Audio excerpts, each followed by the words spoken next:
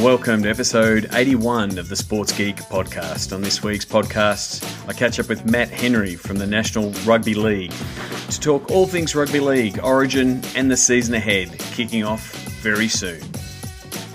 Welcome to the Sports Geek podcast, the podcast built for sports digital and sports business professionals. And now, here's your host, who isn't a famous archer, that's the other Sean Callanan. Thank you very much, DJ Joel. That's right, my name is Sean Callanan, but no, I am not an archer. The other Sean Callanan is a Commonwealth Games archer based out of Ireland, funnily enough, and recently was in a car crash, and it's good to hear that he's actually getting better, but who doesn't Google themselves to find out who else is out there? My name is Sean Callanan, and you can contact me and engage with the podcast community by Twitter, at Sean Callanan or at Sports Geek. You can join us on the Facebook page /Sports Geek or join our ever-growing Facebook group.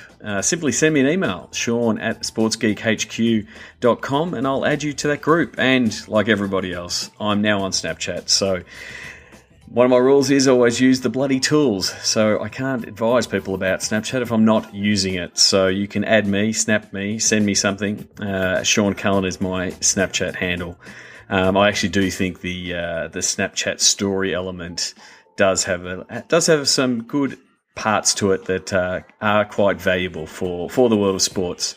The way I've been describing it lately with meetings with clients is using a chocolate bar here in Australia called the Flake, and the Flake's pretty much just all the scrap bits of chocolate, and that's pretty much the myth of what the Flake chocolate bar is, and that's pretty much how I'm describing Snapchat. It's the Flake of social media platforms. All the other bits of content that don't make it onto any other platform, you can chuck them onto Snapchat, and they'll be added to your Snapchat story, and it'll all bind together to be something useful, something snackable for your fans to tune into.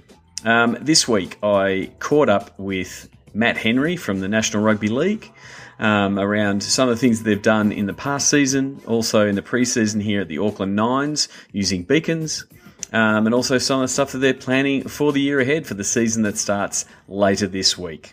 Here's Matt Henry on the Sports Geek podcast.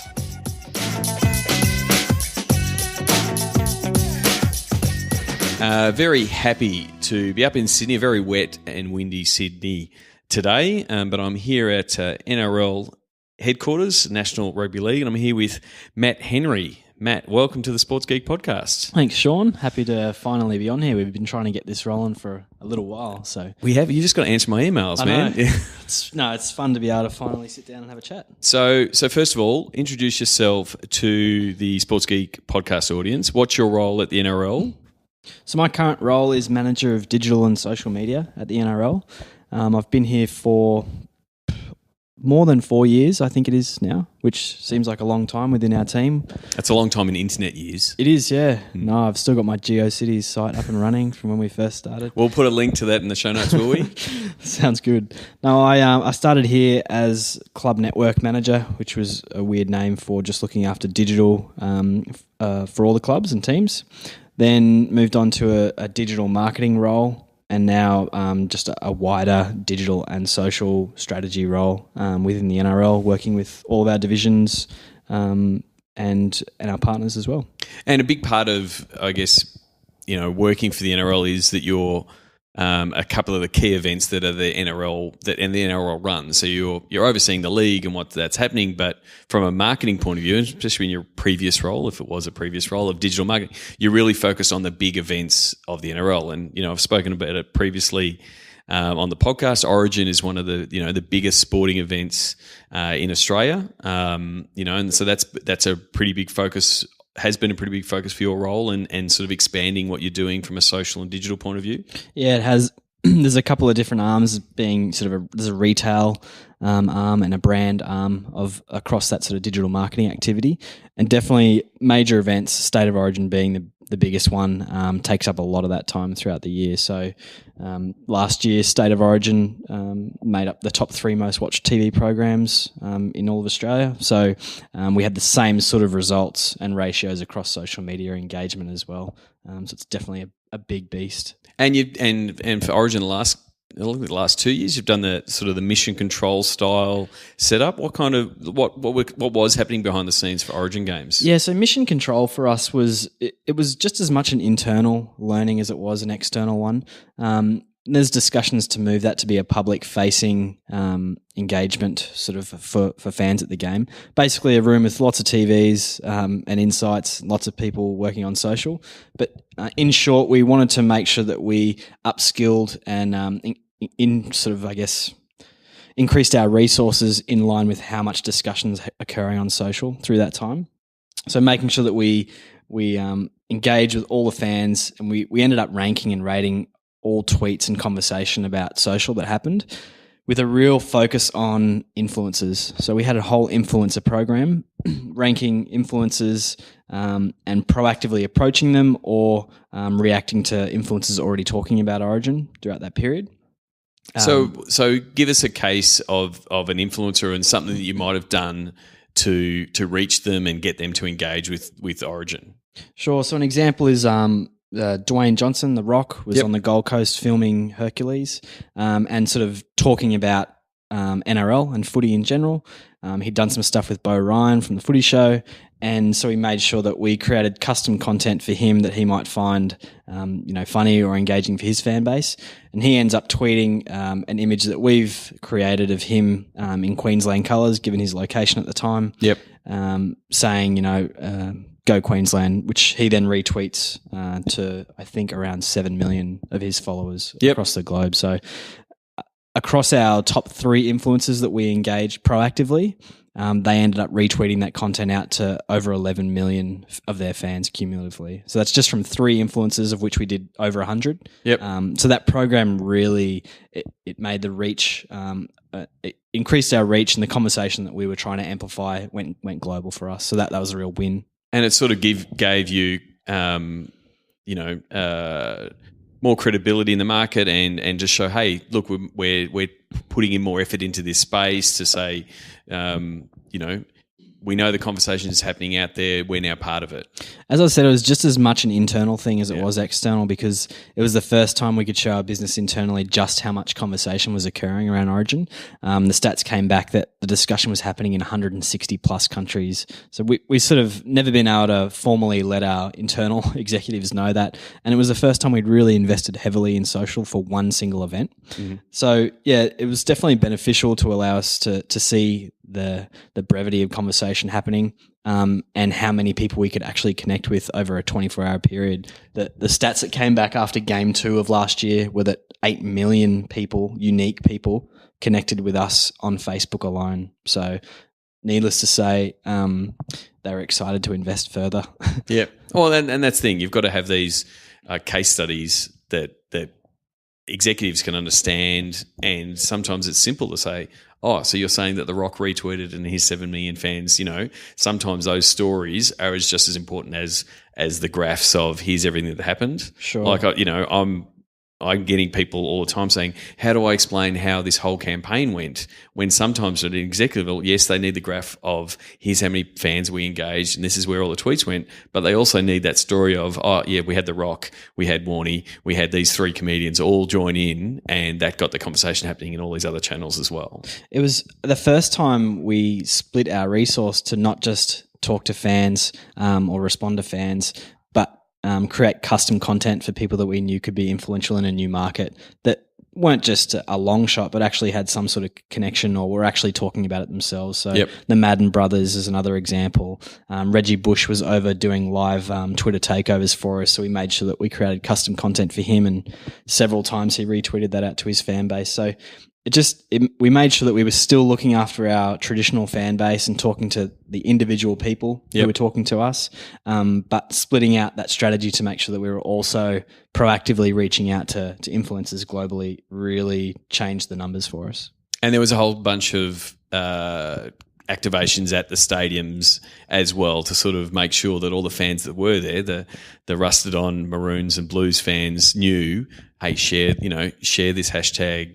Your tweet's going to end up here, or your Instagram post's going to end up on the wall. Like there was projections at stadium and stuff like that. That was also there so it wasn't just an influencer only campaign. You're also hitting grassroots rugby fans as well. Yeah, it's true. We had it was the first time we'd done live projections onto the side of ANZ Stadium in Sydney. So a lot of fans coming off the train, they'd see some of their tweets or their friends' tweets projected right up into the side of the stadium, which was a great experience for them as well. So that's the social and the engagement side of it. But the other part of what you've been doing is the marketing and the sales point of view. And I know off mic, and we've been having chats over the last 18 months on what you've been trying to get done from a people love the phrase cheeks in the seats. Getting more people into games. What are some of the things you've been doing to drive ticket sales, get more people into games? Using some of the advertising platforms available. Yeah, so we basically, I'm happy to let you know or give away the fact that we spend the majority of our digital marketing budget across Facebook activity. So targeted ads, sometimes boosted content, depending on what it is. But we've tried a lot of platforms and a lot of different channels. And we still have, display campaigns, retargeting, search, we do all that stuff. But we've just found the conversion rate and the ability to target and segment is sort of the best opportunity for that is across Facebook targeted ads. So we've had pretty good success last year across a range of initiatives. Custom audiences has been our friend. Yep. And lookalike functionality on Facebook similarly. So we've got, and that's where it works really well from a league point of view, because for those who don't know what lookalike audiences is, Google it. But it tells you, you've got Fan X, they love league.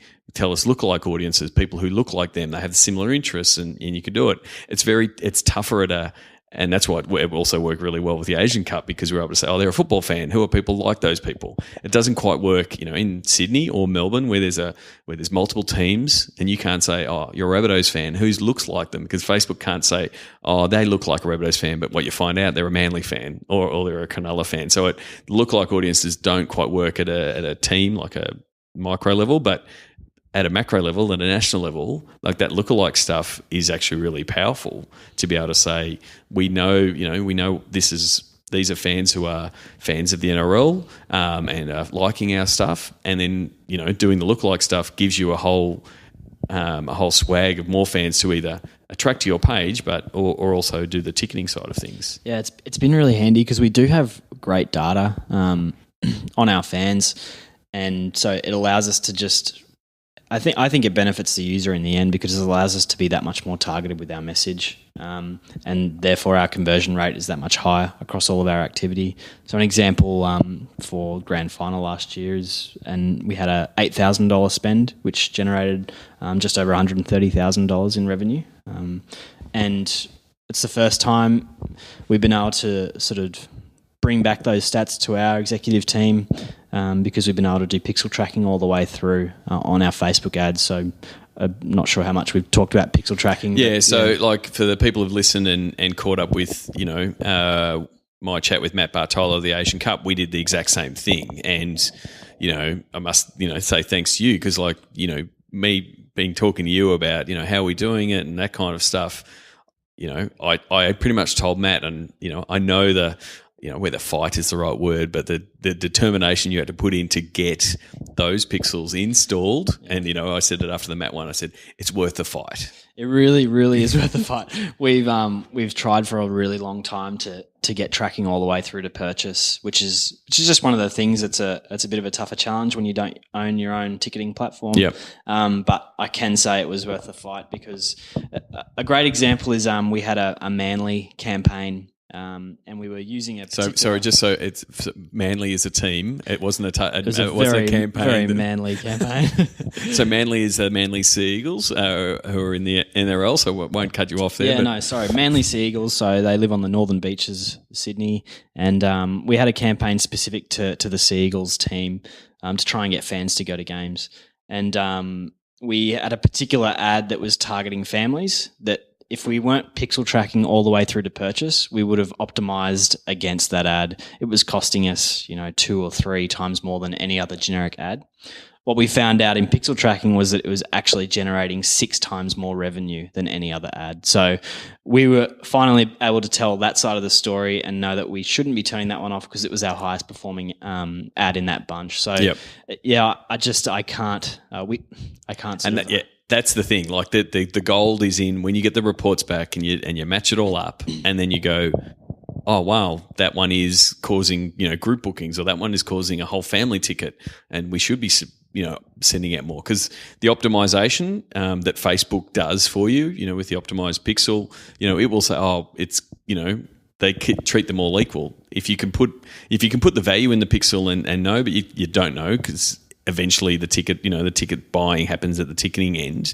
You can't put the direct value on it, but once you get the reports back and that this ad particularly is driving in more revenue, you can keep saying, yep, turn that on, move that kind of ad to its own ad set and say, yeah, we're going to spend $50, $100 or whatever it is to that segment, to that fan base, because we know that they're returning X amount of dollars when they do click through. So, and to be honest, that's why we keep spending, is because it's very rare that we can tell that story all the way through with such good conversion and an amazing targeting, which is what we need when we're trying to target specific fan bases in specific cities and areas. So So I mean, and that's where I think the opportunity is there. Whether it's your own data and creating those audiences, you've got the audiences that are coming off people hitting your site. All of that kind of stuff. And then you've also got the lookalike audiences off the people who are purchasing, like people who are more likely to purchase. Let's see what they do. And there's all those variances you can do. But once you've got the data that you can track, did it work? And then you've got information to make those decisions. I think from a creative perspective, it's just much more fun too. So we have the ability to upload, ticket holder data from last year. And the creative for the ad says, we know you went last year, support your team again this year. So it just allows us to have more fun with the creative. We can optimize that creative and we know what works and what doesn't. So I've sort of a new convert to, lots and lots of data floating around. So one of the things I did want to ask you, so Origin is obviously a big event, but another one that comes under your umbrella, or is NRL run and not so much club run, has been the Auckland Nines, which is the pre-season tournament over in Auckland, New Zealand. And Priya from Yinscam, who keeps saying that she's going to come on the podcast. She's harder to pin down than you. So you guys did some cool stuff with the guys at Yinscam at the Auckland Nines. You want to tell us a little bit about that? Yeah, the Auckland Nines is a really cool event. It's really unique in that for our game at least, it's the only time that we have all 16 teams showing up to play over a 2-day period. So we therefore also have all 16 fan bases showing up. Yep. And so what we did at the Auckland Nines was we had some fun with a dedicated app, which had all the functionality you'd expect on a dedicated app for an event. But we also tested out some iBeacon functionality at the stadium. So the guys at Eden Park were nice enough to let us sort of stick iBeacons in and around their stadium and underneath all the seats. And they're tiny little things. And what are they? What are they? $12 a pop now? They're about that. We had 2 different types. So one's sort of the size of a hockey puck, and they have a slightly larger range. And then the other ones are like small keychains, and they sort of spread out in and around the larger one. So we had the ability. We knew where we had the because all the fans were in different bays, weren't they? They were, yeah. We had the fans set up so that we had specific fan bays for each team. So we knew that a certain bay, say it was Bay 106, was going to be a Brisbane Broncos fan bay. Yep. And we circulated all the beacons around those bays to make sure that we could talk to a specific bay and therefore a specific fan base at any one time. So it was really fun to be able to. So were you doing things like sending specific messages, say, "Hey Broncos fans," like what were kind of messages you were just testing out? Yeah, so there's some generic welcome messages when people went through the main beacon at the stadium, but then there were more specific ones that, for example, when the Broncos won, we'd send out a message to that fan bay and say, "Congrats, Broncos fans! First one to the top of the aisle." to meet our staff there gets a free Broncos jersey. So we watched the race ensue as soon as the message went out, and just had some fun with more specific messaging and fan engagement for at stadium. And how did the fans react? Because the beacon thing is the new bright shiny thing, right? And from our point of view, give it to a couple of sports geeks and they want to let's see what we can do with it. And there's that balance of how much is pocket spam and how much is fan engagement and what the fans want. How did they receive that kind of thing? Yeah, look, I think it was well received. I think it's still in its infancy as a technology, to be honest. And that's where the Auckland Irons is pre-season. That's where stuff gets trialled. That's where things get gimmicked. So it's in that space. Not calling it a gimmick, but people are expecting trialling new stuff. No, you're right. It's a perfect scenario for us because everyone's a little more relaxed. It's pre-season. It's a fun weekend. It's a nines tournament, so it's a little different to our traditional game. And fans are there. I think the stat is somewhere upwards of over 70% of fans are actually in costume, in dress up for this event. Yep. So it's definitely a party atmosphere and they're willing to try new things, which is cool. We give them the opportunity to opt in the app for these messages. So they're actually saying that they want them. And yeah, I think it was a pretty cool experience in general. I would say in summary that there's a reason everyone is saying they're testing iBeacon technology because it's not foolproof at the moment. And we found that it actually works better in smaller, more specific locations like a merch stand. But yeah, it's sort of being tweaked. And so was there? Yeah. So were you getting we come up with phrases? Were you getting beacon bleed? Were you getting a little bit of beacon bleed? Yeah. So you're getting people in other bays that are in the Warriors Bay or the Sea Eagles Bay getting Broncos messages and stuff like that. Luckily for us, we put a little bit of space between our sort of geo areas or geo-fenced areas. But it's definitely hard to triangulate an area the size of a stadium with beacons. And sometimes there's a bit of delay as well on when that message would be received. So from a technology point of view, what was the process? If you were to say, did you have because you had someone from Uniscam out there, did you say, hey, can we send a beacon? Have we got a term for it yet? Can we beacon those people? Is it a verb yet? I'm not sure it's a verb just yet. Okay, so did you say, can we beacon the people in the Broncos Bay? What was the process from that? Yeah, so Priya was nice enough to let her staff fly over to Auckland. And I say nice enough because it was the day before the Super Bowl, of which they were also working on. So we were definitely lucky enough to have them on site. But yeah, we had a console and someone managing a console that put a message through to a specific geo-fenced area, and then we had separate staff waiting in that area if there was an engagement or interactivity involved. So yeah, it's fairly easy, just like sending out a text message or something like that. So the infrastructure is just there. They've got the tech that's talking to the beacon, and they've also got the beacon tech wired into the apps. Yeah, that's right. So we triangulate the beacons, a couple of days before, and we did the testing to make sure all the sort of weaknesses and strengths of each beacon were perfected. And then it's as simple as sending it out and sending a push notification through the so app. some of them were push, as far as they're just sitting there waiting to send out content. And then you also had some that say the guys the Warriors do, where it's you walk in, it was welcome. It was sort of like a passive. The app would detect that you're near and would trigger something that would need to be promoted. That was like an active, I guess, trigger. That's right. Yeah, we had triggered activity. Actually, I went and visited Kevin at Golden State Warriors only a few months ago. I'm going to say happy birthday to Kevin because we're recording this on Kevin's his birthday. So fantastic! Happy 21st, Kevin. No, we went into the Golden State Warriors merch store and got the lovely welcome video. And so we knew that was a really nice. It was just a nice interaction, and so we did that at the stadium as well. And so we are now taping this on Kevin Cote's birthday. Everyone now knows that. But we are, 9 days from the NRL season kicking off. What are some of the things that you're looking forward to doing from a digital point of view in the season ahead? Yeah, for us, I think it's about refining our social strategy specifically. There's lots of noise out there, and we want to make sure that anything we are doing, we're doing to the best of our ability. So for us, it's about tightening and learning from our or just learning from previous years across the main social platforms. We're also keen to start talking to new audiences and niche audiences as well. So we're the elusive millennial. Yeah, that's right. Hard to catch those millennials. Yeah. So I mean, I did the recent Google Hangout with the guys on where to go and find them and how to go find them. Are there any thinking about where you want to sort of tackle?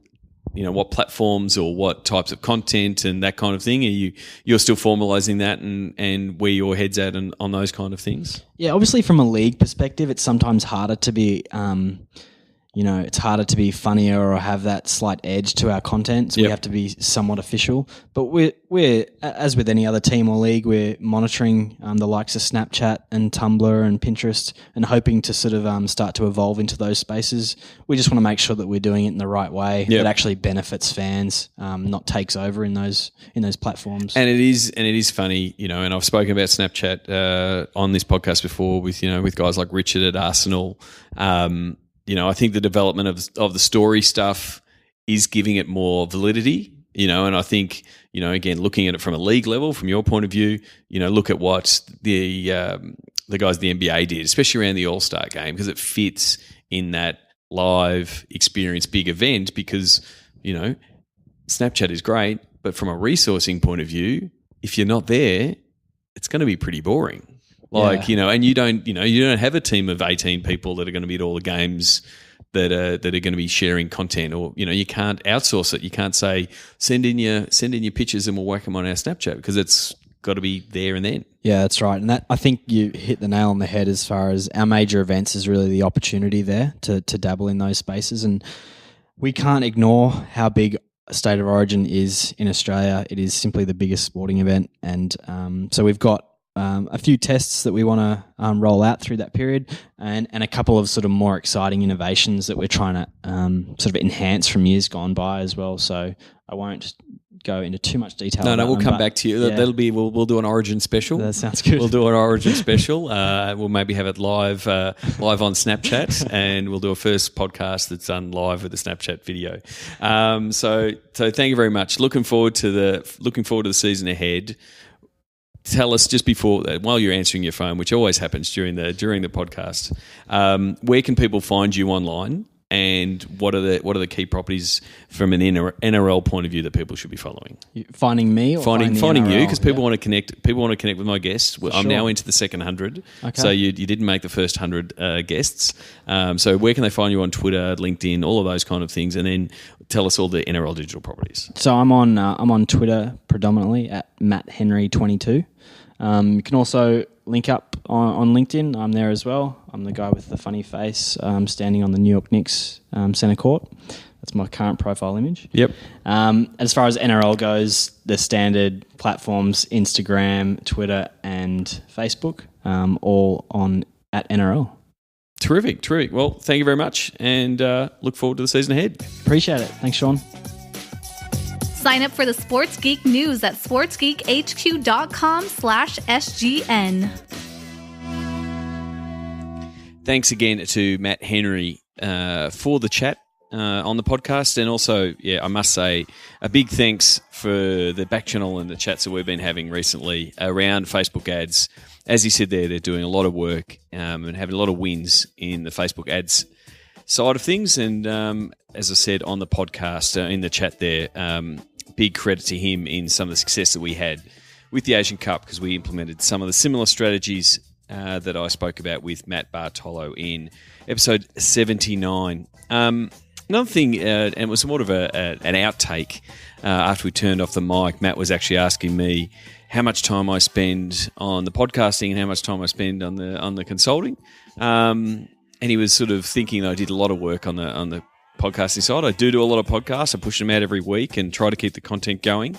But in the end, the podcast only pays a tiny fraction of the bills. My most of my week is working with clients around doing digital strategy and working on campaigns and things like that with guys like Matt at the NRL and working on new campaigns or strategies around ticketing, like with the Asian Cup, or more broader content plays, or working with the sponsorship team to better understand how to sell digital. So there we go. Just a little bit of a pitch. I sort of tackled that one early on in the career of a sports geek when I was blogging a lot and had to reframe people from saying I'm a blogger. I'm actually working on my business. And so with the success of podcasting, I don't want to be framed a very happy and proud podcaster, but I'm not a podcaster. I'm still always working on all things sports geek, but always planning on doing more stuff in the podcasting space. I'm just spreading myself very thin and doing my best to deliver on all platforms. On that, as well as being a podcaster and a sports digital consultant, I'm also a speaker, and I'm really looking forward to heading to London to attend and speak and present and bring the Seat community vibe to Seat London, March 17 at Lord's. If you are listening and you work for a team, there are still tickets available. And if you're interested in working with me, I'm going to do a special offer of an hour of consulting, pick my brain if you will, for any Seat attendees that are listeners to the show. So simply send me an email, Sean at Sports Geek HQ. I will send you all the links to sign up and get your ticket, and also to get that bonus hour of consulting with me. Really looking forward to doing some of those sessions and finding out a little bit more about the UK sports scene, sports digital scene. We've got some great speakers coming in for Seat London. The guys from the 49ers are going to be talking about Levi Stadium, got some people from the MLB. Just found out my good friend Todd Cafflish from the Detroit Red Wings is also coming over. So there'll be a lot of sharing across the continents. I'll be bringing some talent and some stories from Australia and around the world, but we've also got some great people coming in from the UK and from the US. So don't fear. There are still some tickets available. I've always put some aside for the Sports Geek podcast listeners, but please nab your tickets right now. And speaking of other events, when I do get back from London and the US and the trip that I'm doing down to Social Media Marketing World in San Diego, I'm locking in a date for SB Week down in Melbourne.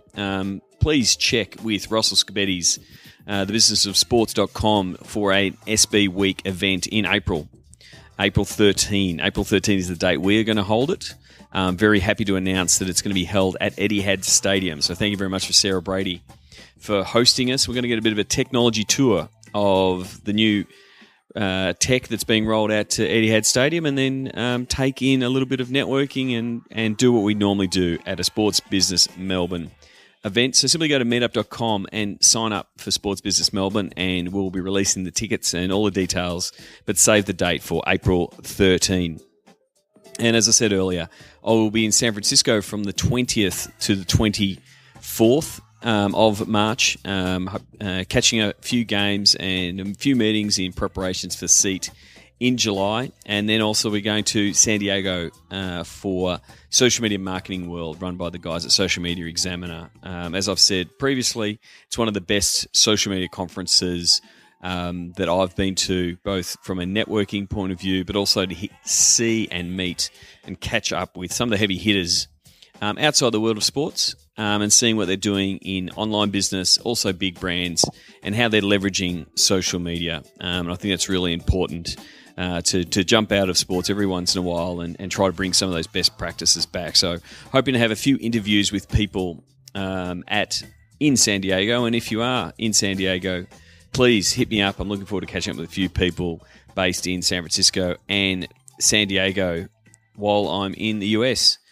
So that's it. I guess one last thing. I want to say a big thank you to the guys at World Trotting Conference. I spoke at that conference in Sydney last week. If you've been following my Snapchat or Instagram, both at Sean Callanan, you would have seen a few nice photos from the Sydney Harbour. Thanks to Andrew Kelly and all the guys at the World Trotting Conference, talking about harness racing and how they can harness digital. And yes, I use harness twice in the one sentence, but it really is an opportunity for any sport to follow the lead of teams and leagues around the world and what they've done to connect with their fans. So that's it from me. If you've got any questions, got a question about the episode, or got a question of me, or if you feel like, yes, we want to roll out a campaign like the guys at the Asian Cup, or we would like a review of our content, or yes, Sean, we'd love to catch up when you're in the UK, please send me an email, sean@sportsgeekhq.com. And also, don't forget to send in your sounds of the game. Stay tuned for the end of this one. Thank you very much to Brian Gibson from the FFA, but also a big Sydney FC fan. The sounds of the game at the end of this podcast is from the Cove, from the big derby match with the Sydney FC Cove. Absolutely going off their head. So again, people like Sean from Halifax, who's in the Sports Geek podcast community on our Facebook page. He's. I'm looking forward to getting a sounds of the game from Halifax in basketball in Canada. So again, more the merrier, and from more around the world. So simply just take your phone out, record some audio, record some video. I can strip the audio out of that. Please send it through sean@sportsgeekhq.com. And don't forget, if you are in London, if you can make it to Seat London at Lord's, we've got Mike Gadding, renowned English captain. I'm going to get the set of Mike Gadding selfie with my Shane Warne selfie. He's going to be the keynote speaker at the dinner at the end of the night. Really looking forward to connecting with some old Seat friends. And there you go. There's my phone going off. You'd reckon after 81 episodes, I would know to turn my phone off. That's pretty much a good reason for me to stop. This has been episode 81. You can find all the show notes, all the links at sportsgeekhq.com/81. And again, I must say big thank you to everyone who's left an iTunes review. If you've listened to this episode, if you listened to previous episodes, and you do enjoy the Sports Geek podcast, please just take 5 minutes, 2 minutes even, just leave a quick sentence on iTunes. It helps with rankings, helps other people find it. But the best way is to actually share it and tell other people about the podcast. Okay, that's it from me. Stay tuned for the end of this for the sounds of the game from Sydney FC. But until next week or the next episode, because I know my schedule has been a little bit off kilter, my name is Sean Callanan from the Sports Geek. From The Sports Geek, there you go. How am I going? From sportsgeekhq.com, and you've been listening to the Sports Geek podcast. Like the Sports Geek podcast? Find us on Facebook at facebook.com/sportsgeek. Please leave a review on iTunes. Go to sportsgeekhq.com/iTunes.